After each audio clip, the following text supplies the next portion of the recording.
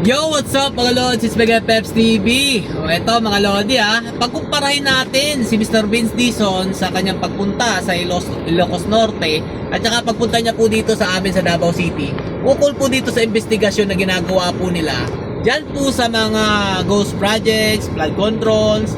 Yan po ang ating ipapakita sa inyo kung gaano po napakalaking diferensya nung asta po ni Mr. Vince Dizon pagdating po sa Davao at dyan po sa Ilocos Norte na bumibisita po siya mga Lodi. Ito, papakita ko lang po sa inyo isang video clip mga idol para magkaroon kayo ng idea. Baka sabihin nyo naman, uy, gawa-gawa na naman ng kwento yan si Peps TV. Masyadong fake news yan. Ito, pakinggan nyo mabuti. Sa Davao City muna tayo. Mo ba sigarin ni sir? Putang ina mo, bakit ka nagbayad ng hindi complete? Putang ina mo, bakit ka nagbayad ng hindi complete? Wow! Ang tapang ni Mr. Vince Dizon dito! Sek! Oh, minura mo eh! Diba? Napakatapang mo eh! May nakita kang proyekto! Kitang-kita naman na gumagalaw o may pinupuntahan yung pondo. Pero yun nga lang mga Lodi, medyo hindi pa natatapos dito po sa amin sa may Davao. Pero dito po sa Lodi, tingnan nyo naman po yung asta ni Mr. Vince Dizon. O, panoorin nyo mabuti baka sabihin nyo kasi gawa-gawa lang yung kwento. Ito po.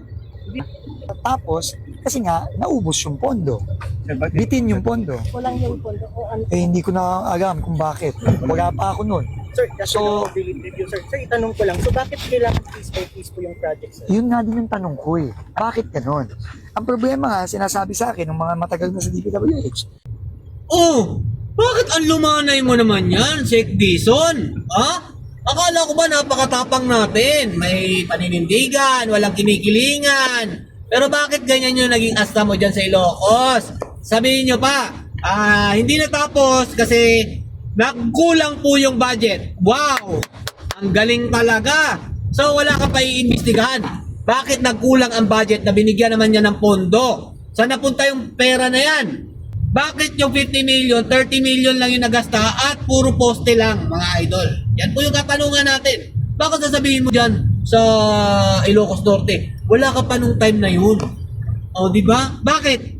Doon sa proyekto ba na inimbestigahan mo dito sa somewhere in Davao, nandun ka na ba nung time na yun? Bakit mo minura yung contractor niyan? Minura mo eh. Tapang eh. Bilib na sana ako sa'yo kung ganun din sana maging trato mo dyan sa pagbisita mo sa Ilocos Norte. Pero hindi. Iba. Napakalumanay po ni Mr. Vince Dizon. O, di ba? Tapos sasabihin mo lang kinikilingan, lahat sasagasaan mo. Lahat hindi mo sasampuhin. Pero bakit parang santong-santo ka dito sa Ilocos Norte? Wala ka naman lang sinabi na minura mo, di ba? Dahil kita mo naman, 50 million pero poste, 30 million pa lang. Di ba? Ang lupit talaga. Oo, iba na talaga ngayon mga Lodi. Di ba? Marcos administration lang sa kalam. Yan po. Isang ebidensya na hindi po patas ang pag-iimbestiga dito po sa flood control and ghost projects na sinusulong po nitong administrasyon na to. Basta po, kalaban nila, hihigpitan nila yan. Dapat may mapanagot. Pero dahil nga po Baluarte po, aliado po sila ni Marcos Jr., ayan, pagdating sa Ilocos Norte, okay lang maging face by face yung yung proyekto.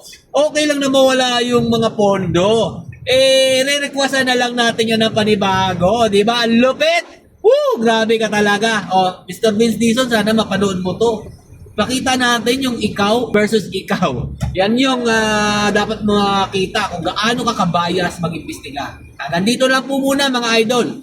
Abangan po ninyo mga susunod pa natin video gagawin. Stay safe and God bless you all. Duterte pa rin.